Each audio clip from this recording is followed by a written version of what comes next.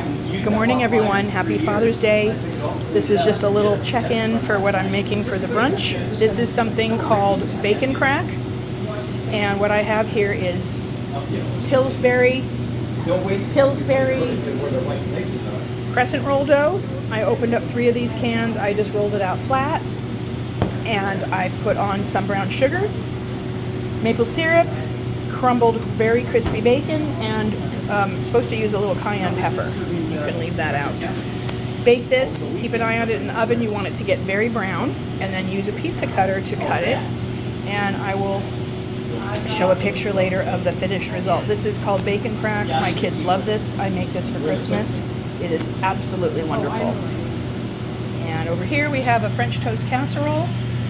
Pioneer Woman overnight French toast. I'm doing half blueberry, half regular. Those are cut up pieces of butter on top with cinnamon and sugar and flour, and some egg bread with an egg and heavy cream and sugar mixture.